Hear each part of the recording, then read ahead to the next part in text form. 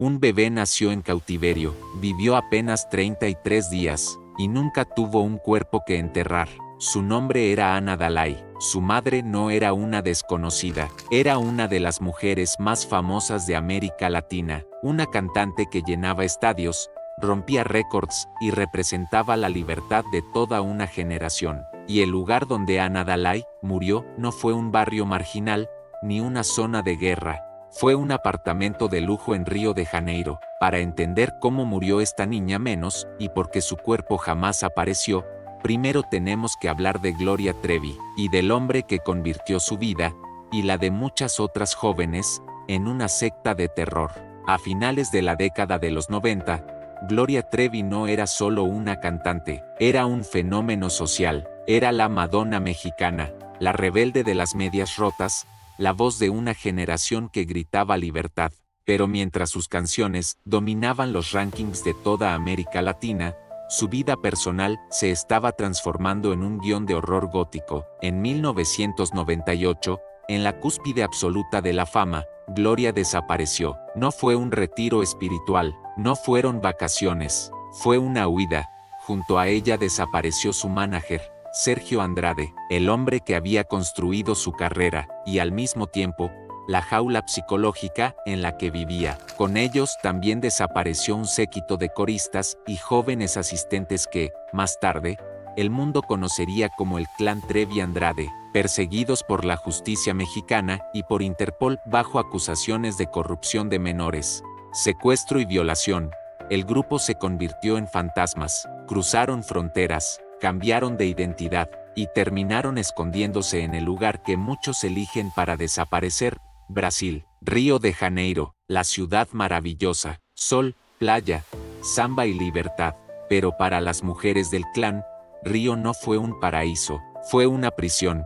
Se instalaron en apartamentos en la zona de Barra da Tijuca y Copacabana, pero no vivían como turistas, vivían hacinados, con las ventanas cerradas, las cortinas corridas y bajo un régimen de terror impuesto por Sergio Andrade. En este ambiente de claustrofobia, suciedad y miedo, ocurrió el milagro y la tragedia. Gloria Trevi quedó embarazada, y el 10 de octubre de 1999, en un hospital público de Río, dio a luz a una niña. La llamaron Ana Dalai. Esta es la historia de esa niña, un bebé que vivió solo 33 días, un bebé que nunca conoció la libertad, ni el sol de México, un bebé cuya muerte es el secreto más oscuro de la farándula latina y cuyo cuerpo, según las teorías más aterradoras, terminó siendo desechado como basura en las aguas turbias de un río brasileño. Bienvenidos a Archivos Fríos. Hoy entramos en el apartamento del clan.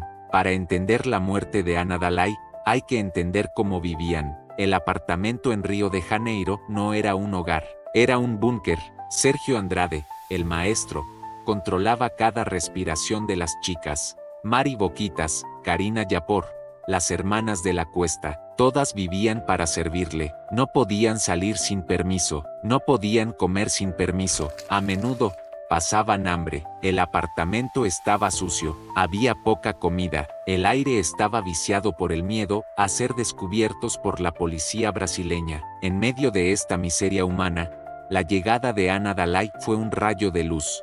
Gloria Trevi, según los testimonios de las otras chicas, amaba a su hija con locura, veía en ella una redención, una razón para vivir en medio del caos. Pero Sergio Andrade veía algo diferente. Para él, un bebé era ruido, era un riesgo de seguridad. Un bebé llora, un bebé necesita médicos, un bebé llama la atención. La dinámica en el apartamento cambió. Sergio estaba irritado, el llanto de la niña lo ponía nervioso, y en el mundo del clan, cuando Sergio se ponía nervioso, el castigo era físico y brutal. Durante los 33 días que Ana Dalai estuvo viva, vivió en una atmósfera de tensión insoportable. Las chicas se turnaban para cuidarla, para que no llorara, para que el maestro no se enfadara. Era un bebé sano al nacer. Pero en ese apartamento, la salud era un concepto relativo. No había visitas al pediatra, no había control de vacunas, estaban prófugos. El 13 de noviembre de 1999, el calor en Río de Janeiro era sofocante. ese calor húmedo del trópico que se pega a la piel. Era un sábado, Sergio Andrade estaba viendo la televisión o descansando. El ambiente parecía tranquilo. Gloria estaba en otra habitación, o quizás con Sergio. Ana Dalai dormía en una de las habitaciones, en una cama improvisada o rodeada de almohadas. Fue entonces cuando el silencio, que normalmente era la norma impuesta por Andrade, se convirtió en algo siniestro. Ana Dalai llevaba mucho tiempo durmiendo, demasiado tiempo. No se escuchaba su respiración, no se escuchaba el movimiento de las sábanas. Ese silencio fue el preludio del fin, el momento exacto en que el sueño de maternidad de Gloria Trevi se transformó en una pesadilla forense que, 25 años después, sigue sin tener una tumba donde llorar. Lo que sucedió dentro de esas 4 paredes, en las horas siguientes, es una historia de crueldad que supera la ficción. Si quieres conocer la verdad sobre cómo una secta manipuló la muerte de un inocente y ocultó la evidencia para siempre, suscríbete ahora a Archivos Fríos. Tu apoyo nos ayuda a seguir investigando los secretos que los poderosos quieren enterrar. La cronología de la muerte de Ana Dalai es confusa porque proviene de múltiples versiones de testigos que, en ese momento, estaban bajo un control mental severo y que, años después, han cambiado sus historias por lealtades o enemistades. Sin embargo, hay un núcleo de hechos en el que casi todas coinciden. Era poco después del mediodía. Sergio Andrade ordenó a una de las chicas, se dice que fue Katia de la Cuesta, que fuera a buscar a la niña. Trae a la niña, que quiero verla, o trae a la niña para comer. Katia fue a la habitación, se acercó a la cama. Ana Dalai estaba quieta. Katia la tocó, estaba fría, o quizás estaba flácida. Sus labios tenían un color azulado, el signo inequívoco de la cianosis, la falta de oxígeno. Katia sintió el terror puro, no solo por la muerte de la niña, sino por la reacción de Sergio. Volvió a la sala, con la niña en brazos o corriendo, y soltó la frase que detonó el caos. La niña no respira, no se mueve. La reacción natural de cualquier madre, de cualquier ser humano, hubiera sido gritar, correr a la calle, buscar un hospital, llamar a una ambulancia. Gloria Trevi intentó reaccionar, entró en shock, gritó, pero Sergio Andrade tomó el control, y su control fue letal. Cállense, ordenó, no dejó que llamaran a la policía, estaban escondidos. Una ambulancia significaba que la Interpol llegaría en minutos. Su libertad valía más que la vida de su hija. Sergio intentó, o fingió intentar, una reanimación rudimentaria y cruel. Según los relatos más gráficos, como el de María Raquel Portillo Mari Boquitas en su podcast reciente, Sergio aplicó métodos brutales para intentar despertar al bebé. Habló de ponerle limón en la boca, de darle palmadas fuertes. Incluso se menciona la técnica del choque, sacudiéndola violentamente. Fue un espectáculo de horror. Un hombre sin conocimientos médicos torturando a un cadáver pequeño mientras la madre miraba paralizada por el miedo y la sumisión. Pero Ana Dalai no reaccionó, ya se había ido. La causa de muerte es el primer gran misterio, muerte súbita del lactante SIDS. ¿Es posible asfixia por reflujo o fue sofocada accidentalmente por las cobijas y almohadas en un descuido de las chicas que la cuidaban? ¿O, la teoría más oscura, Sergio Andrade hizo algo antes? Nunca lo sabremos porque no hubo médico, no hubo autopsia oficial en ese momento. Cuando Sergio se dio cuenta de que la niña estaba muerta, su actitud cambió de médico improvisado a líder pragmático. Dejó el cuerpo sobre la cama y prohibió el llanto. No quiero escándalos. Si lloran, los vecinos van a oír. Gloria Trevi estaba catatónica. Se dice que se aferró al cuerpo, que le hablaba, que no quería soltarla. Durante horas, o quizás días, las versiones varían sobre cuánto tiempo estuvo el cuerpo en el apartamento. Convivieron con el cadáver de Ana Dalai. El apartamento, ya de por sí opresivo, se convirtió en una cripta. El calor de Río de Janeiro aceleraba el proceso de descomposición. El olor, aunque leve al principio, empezaba a ser una amenaza. Fue entonces cuando Sergio Andrade decidió realizar una ceremonia, un bautizo póstumo. Convocó a las chicas, echaron agua sobre la cabeza de la niña muerta, rezaron. Fue un acto de despedida, pero también un acto de manipulación. Sergio necesitaba cerrar emocionalmente a Gloria para que siguiera siendo funcional, para que siguiera trabajando y generando dinero, o simplemente para que no se volviera loca y lo delatara. Les dijo que Ana Dalai ahora era un ángel, que estaba mejor. Pero luego vino la orden logística, la orden que convierte este caso en un crimen de ocultamiento. Hay que deshacerse del cuerpo. No podían enterrarla en un cementerio, no tenían papeles, no podían ir a una iglesia. Sergio miró a sus seguidoras más fieles, Liliana Regueiro y quizás otra chica. Les dio instrucciones precisas. Tenían que sacar el cuerpo del edificio sin que el portero las viera. Tenían que buscar un lugar lejos, un lugar donde el agua se llevara el secreto. El destino elegido fue un canal, un río sucio en la zona de Jacarepaguá o Barra da Tijuca, el Arroyo Fundo, un río de aguas negras, cocodrilos y basura, el lugar donde termina lo que la ciudad no quiere. Prepararon el cuerpo, lo envolvieron, lo metieron en una bolsa, y así comenzó el último viaje de Ana Dalai, no en un coche fúnebre con flores, sino en el asiento trasero de un taxi o caminando, escondida como un paquete de contrabando, llevada por mujeres que eran tan víctimas como verdugos, siguiendo las órdenes de un hombre que se creía Dios. En las próximas partes, veremos los detalles escabrosos de cómo se deshicieron del cuerpo, las versiones contradictorias sobre si fue tirada al río o enterrada, y el momento en que la policía brasileña finalmente irrumpió en el apartamento meses después, encontrando a una Gloria Trevi rota que seguía preguntando, ¿dónde está mi hija? La orden de Sergio Andrade fue absoluta y no admitía réplica. El cuerpo de Ana Dalai, que apenas unas horas antes era la esperanza de Gloria Trevi, se había convertido en un residuo biológico peligroso, una prueba incriminatoria que debía desaparecer antes de que el sol volviera a salir con fuerza sobre Río de Janeiro. La elegida para esta tarea macabra fue Liliana Regueiro, una de las integrantes del clan, conocida por su obediencia ciega y su bajo perfil. No fue una elección al azar. Sergio sabía a quién podía quebrar, a quien podía manipular con el miedo para que cargara con el peso físico y moral de deshacerse de un bebé. La preparación del cuerpo fue un ritual de desesperación.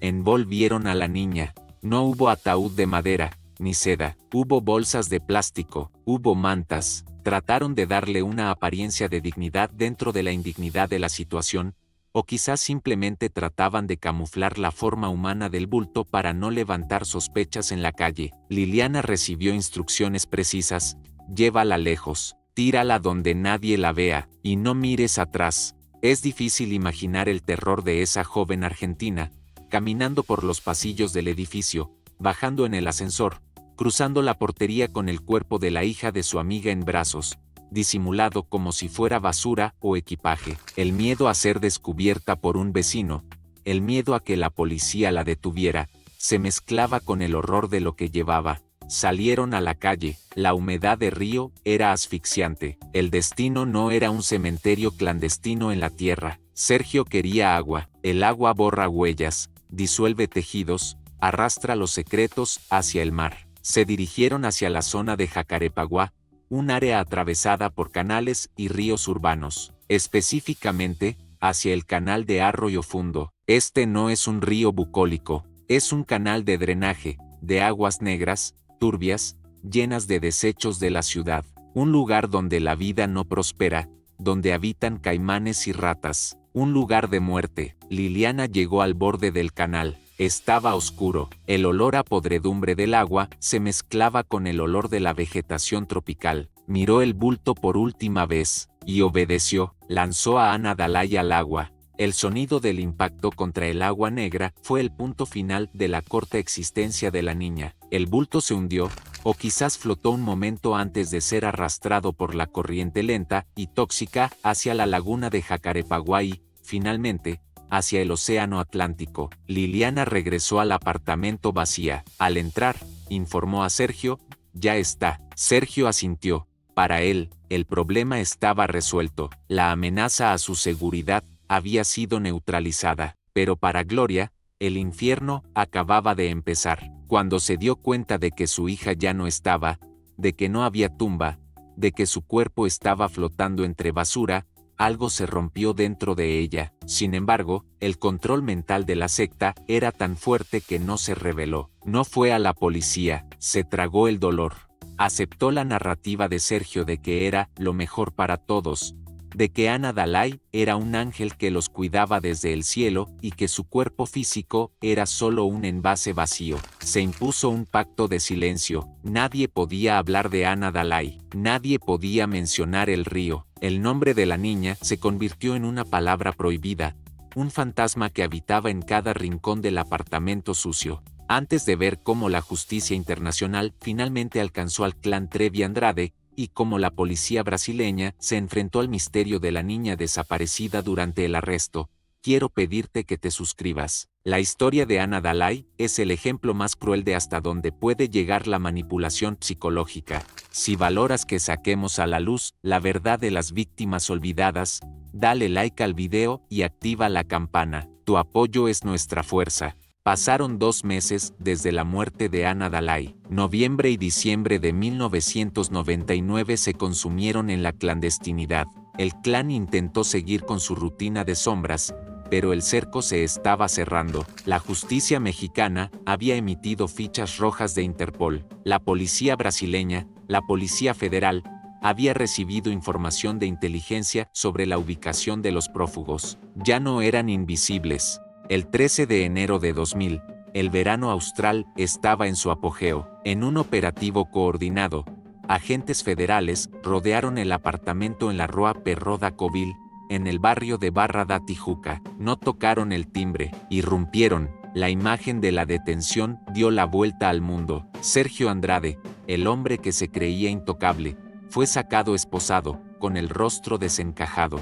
Gloria Trevi, la estrella pop, fue detenida. Mari Boquitas, la sombra fiel, también cayó. El apartamento era un caos de suciedad, colchones en el suelo y desesperanza. Pero cuando la policía hizo el recuento de los ocupantes, los números no cuadraban con la información de inteligencia. Sabían que Gloria había estado embarazada. Sabían, por rumores y seguimientos, que había dado a luz. Los agentes buscaron una cuna, buscaron un bebé, preguntaron, ¿dónde está la niña? ¿Dónde está el bebé? El silencio de Gloria en ese momento fue ensordecedor.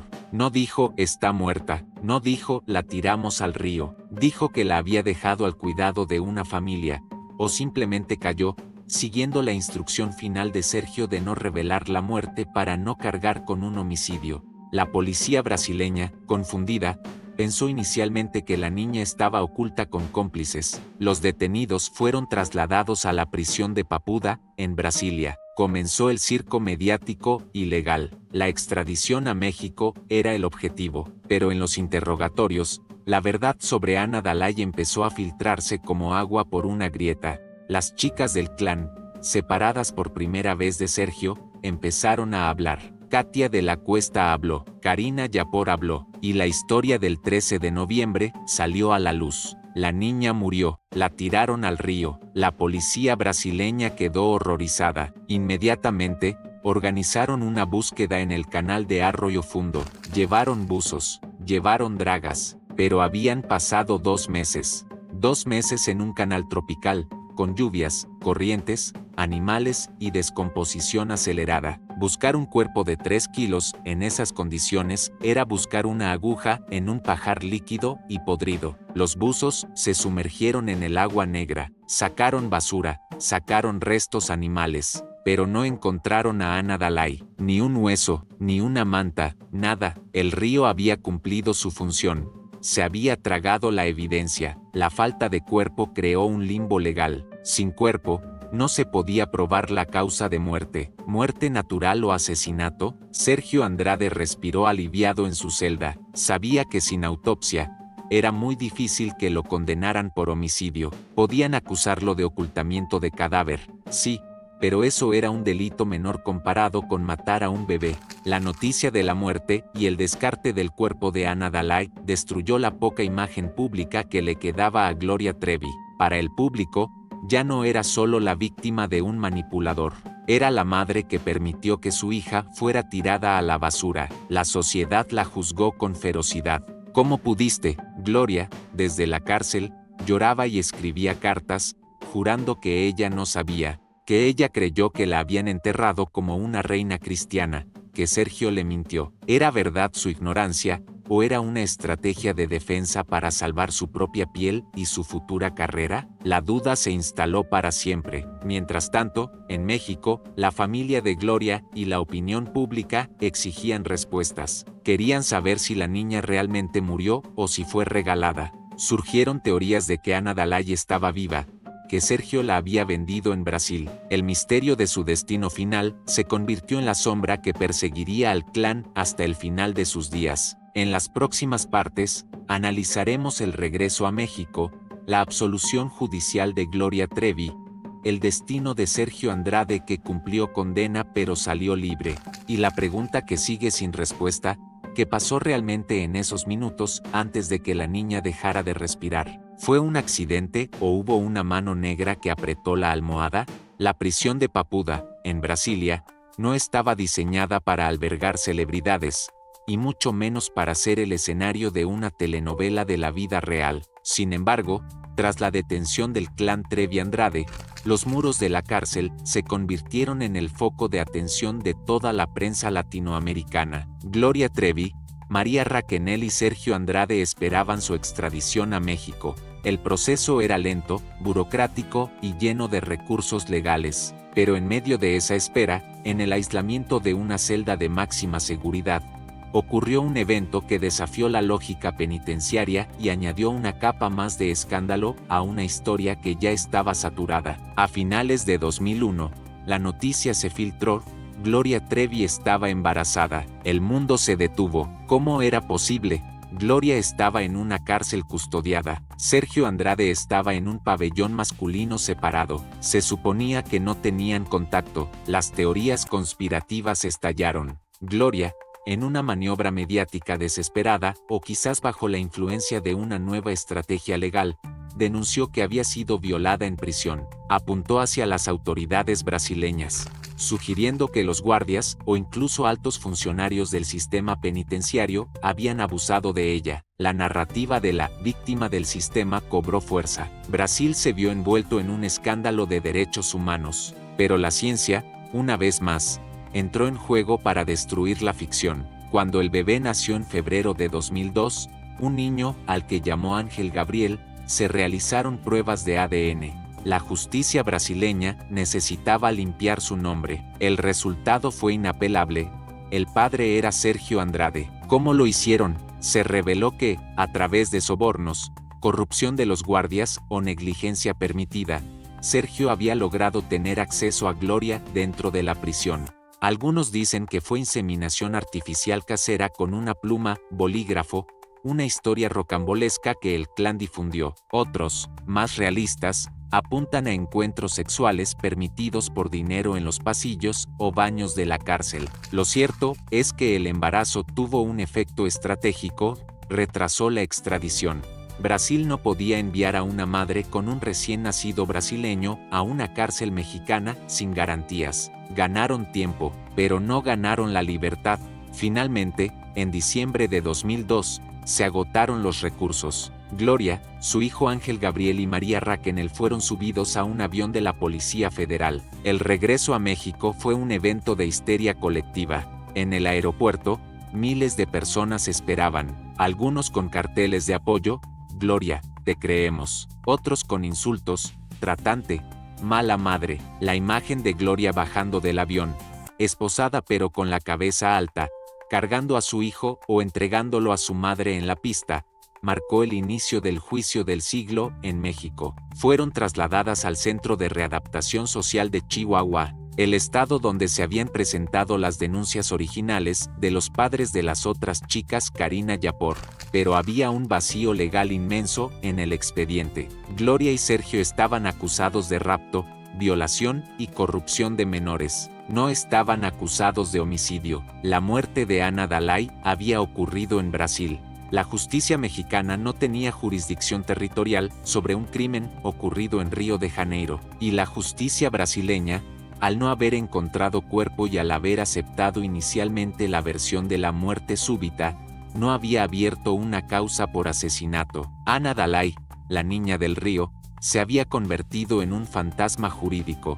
Nadie pagaría por su muerte porque, legalmente, su muerte no fue un crimen probado, sino una desaparición administrativa. Este tecnicismo permitió que la defensa se centrara solo en los cargos de trata de blancas, dejando de lado la pregunta moral que carcomía a la sociedad: ¿qué clase de madre permite que tiren a su hija a un canal de aguas negras? Antes de llegar al veredicto que absolvió a Gloria Trevi y le permitió regresar a los escenarios como si nada hubiera pasado, y descubrir que fue del verdadero monstruo de esta historia, Sergio Andrade, quiero pedirte que te suscribas. El caso de Ana Dalai nos muestra cómo la fama puede blindar a las personas de las consecuencias de sus actos más oscuros. Si valoras la verdad por encima del espectáculo, dale like a este video y activa la campana. Tu apoyo es fundamental. El juicio en Chihuahua duró 2 años. Fueron 2 años de declaraciones televisadas, de careos entre las ex integrantes del clan que ahora se odiaban, de libros publicados contando horrores. La defensa de Gloria fue simple: yo también fui una víctima. Se pintó a sí misma como la secuestrada número 1. Dijo que Sergio la golpeaba, la controlaba, que ella no tenía voluntad propia, que todo lo que hizo, incluyendo callar la muerte de su hija, fue bajo el síndrome de Estocolmo y el miedo a morir. El juez, evaluando las pruebas de los cargos de corrupción de menores, llegó a una conclusión polémica. El 21 de septiembre de 2004, se dictó sentencia absolutoria. El juez ordenó la inmediata libertad de Gloria Trevi, María Raquenel y Marlene Calderón. Consideró que no había pruebas suficientes para demostrar que ellas reclutaban a las menores con dolo, sino que actuaban bajo la coerción de Andrade. Gloria salió de la cárcel. La imagen de ella corriendo hacia la libertad, sonriendo, vestida de civil, fue el renacimiento de su marca. Sergio Andrade, por su parte, fue condenado, pero su condena fue ridícula en comparación con el daño causado. Recibió una sentencia de 7 años y 10 días. Como ya había pasado mucho tiempo en prisión preventiva en Brasil y México, salió libre poco después. En 2007, el hombre que esclavizó, violó y torturó a decenas de mujeres, el hombre que ordenó tirar a su propia hija a un río, pagó con menos de una década de su vida. Hoy, Sergio Andrade vive en la sombra. Se dice que está enfermo, arruinado, viviendo de la caridad o de pequeños negocios musicales, odiado por el mundo, pero está libre. Gloria Trevi, en cambio, logró lo imposible, recuperó su carrera, llenó estadios de nuevo, se convirtió en un ícono LGBTQ+, protagonizó reality shows y series biográficas donde cuenta su verdad. Pero en cada entrevista, cuando el periodista se atreve a preguntar por Ana Dalai, la atmósfera cambia. Gloria llora, dice que la ama, dice que cree que está en el cielo, pero nunca ha dado una explicación satisfactoria de por qué no fue a la policía. Nunca ha explicado por qué permitió que Liliana tirara el cuerpo. Su versión siempre es vaga: yo estaba en shock, yo creí que la habían enterrado. Muchos creen en su dolor, otros creen que su dolor es real, pero que su inocencia es una construcción mediática. El 13 de noviembre de cada año, los fans de Gloria le mandan mensajes de apoyo, pero en algún lugar de Río de Janeiro, el canal de Arroyo Fundo sigue fluyendo. El agua sucia corre hacia el mar, llevando consigo el único rastro físico de que Ana Dalai existió. No hay tumba, no hay lápida, no hay un lugar donde poner una flor. Ana Dalai es la única víctima del clan Trevi Andrade que no pudo escribir un libro, ni dar una entrevista, ni demandar a sus agresores. Fue borrada de la historia. En archivos fríos, cerramos este expediente con una sensación de vacío. La justicia humana absolvió a la madre y liberó al padre. El mundo del espectáculo perdonó y olvidó, porque el show debe continuar. Pero la verdad es terca. Ana Dalai no murió por un accidente, murió por la negligencia criminal de una secta que valoraba más el secreto que la vida, y su cuerpo fue desechado como basura para proteger la carrera de los líderes. Esa es la mancha que ningún aplauso, ningún premio y ninguna serie de Netflix podrá limpiar jamás. Soy Magnus, y esto ha sido El Secreto del Clan. Gracias por acompañarnos en esta temporada de investigaciones. La música puede tapar los gritos, pero no puede tapar la historia. Suscríbete al canal, Comparte este video para que el nombre de Ana Dalai se recuerde, y nos vemos en el próximo caso. Hasta entonces, recuerda que la verdad siempre flota.